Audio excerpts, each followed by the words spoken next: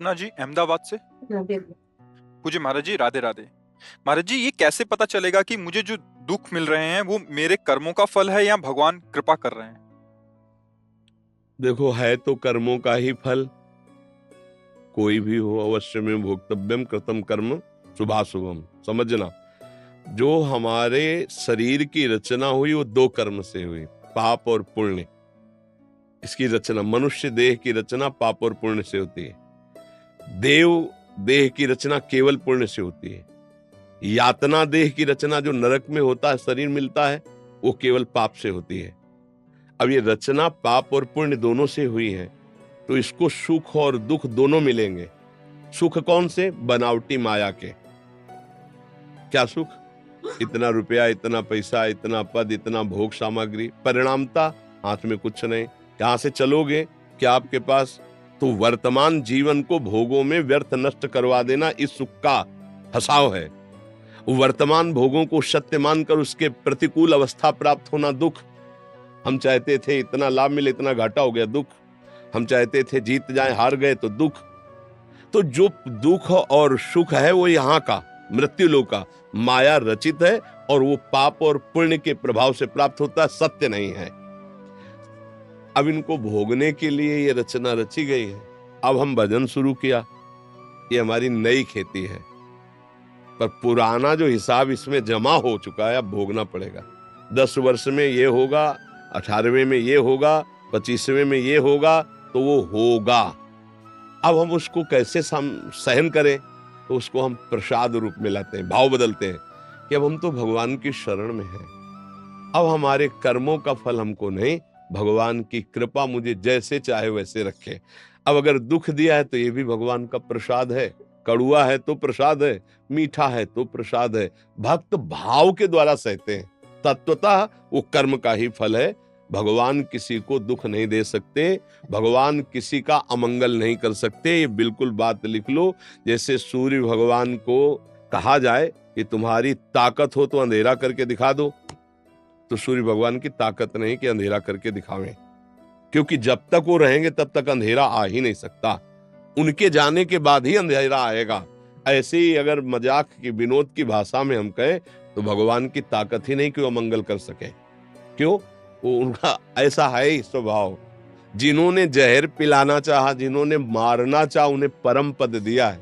जिसको मारा भी ना, उसे परम पद मिला है, जो ऋषि मुनियों के द्वारा वांछित था। आज तक श्री भगवान के द्वारा किसी का अमंगल हुआ हो हमें बता दो।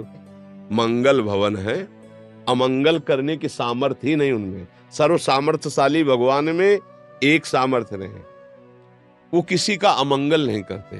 तो बोले हमारा अमंगल क्यों हुआ? अवश्य में भोक्तव्यम कृतम कर्म शुभाशुभम। तुमने अशुभ कर्म किए और शुभ कर्म किए, उसी का तुम्हें परिणाम। भगवान किसी का मंगल, जिन्होंने भगवान को मारना चाहा, भगवान ने उनको परम पद दिया। अमंगल कैसे कर? अमंगल हो ही नहीं सकता। कभी बताना, सोच के बताना कि भगवान ने इसका अमंगल कर दिया। कभी कहीं भी अगर अभी दिमाग में कोई आ रहा हो तो हमें बताओ, भगवान ने किसी का अमंगल किया हो? किसी का मंगल नहीं। वो मंगल भवन है। हमारा मंगल, हमारी प्रियता ही भगवान की तरफ से। सब मम प्रिय सब मम उपजाए।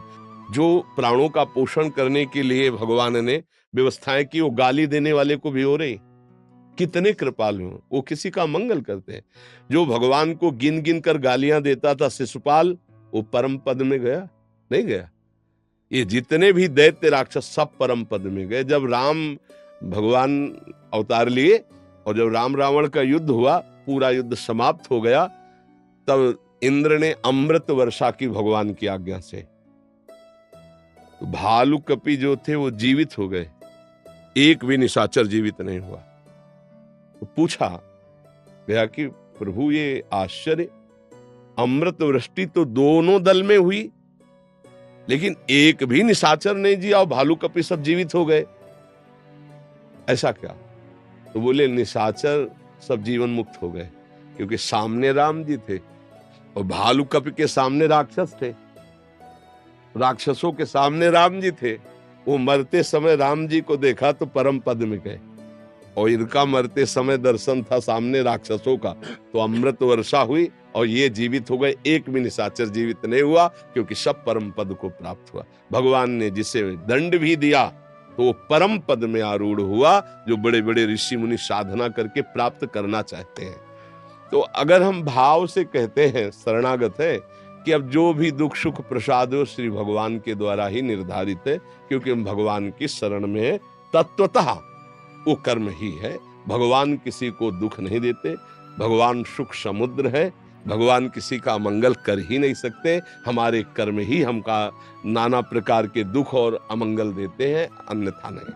क्योंकि तत्वतः बात भाव में हम कहते हैं कि अब हमारा जीवन भगवान को समर्पित है, सुख आवे तो भगवान का दिया हुआ, दुख आवे तो भगवान का दिया, ये हम भाव में कहते हैं।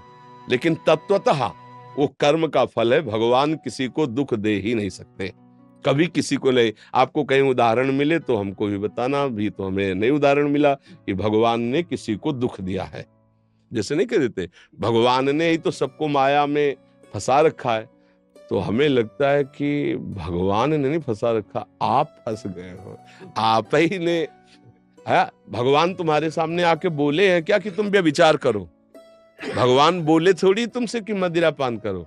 भगवान तुमको कहा है क्या हत्या करो, तुम लूटपाट करो? भगवान ने कहा है? भगवान ने तो गीता में जो कहा वो पढ़ लीजिए, भागवत में जो कहा वो पढ़ लीजिए, संत जन उन्हीं के तो गीत गा रहे हैं, कहीं भगवान ने आदेश के। और भगवान ने कहा है ऐसा करोगे तो ऐसा दंड मिलेगा, ऐसा करोगे तो ऐसा फंस जाओगे, ऐसा करोगे तो मुक्त हो जाओगे। तो कहते हमको क्यों बना दिया, हमको क्यों फंसा दिया? लोग प्रश्न करते हैं हमको क्यों फंसा दिया, हमको क्यों बना दिया? तो अब लौट के आओ, तुम देखो, खोजो, तो पता चलेगा कि खोजने वाला नहीं रहा, जिसकी खोज हो रही थी, जब मिला तो दो नहीं रहा, वो एक ही रहा। अर्थात आप वही हो, भगवत स्वरूप हो। अपने स्वरूप को भूलकर, अपने महिमा को भूलकर, इस देह भाव में फंसकर गलत आचरणों में चले गए तो आप बंध गए। नहीं, आप वही हो। जब कोई अपने स्वरूप में आता है तो अपने लोग भी कहने लगते हैं ये तो संत नहीं, ये तो साक्षात भगवान है, कहने लगते हैं ना। क्यों? क्योंकि अब आ गया स्वरूप, उस बातों को छोड़ दिया।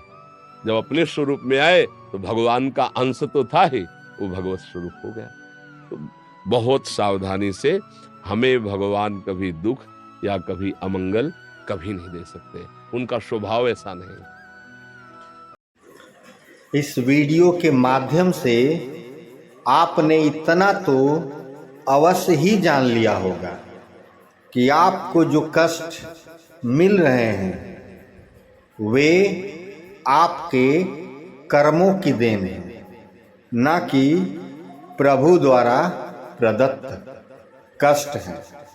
आप इस जन्म में क्या कर रहे हैं या इसके पूर्व जन्म में आपने क्या किया था, इसकी गणना करके ही आपको इस जन्म में उसका फल दिया जाता है।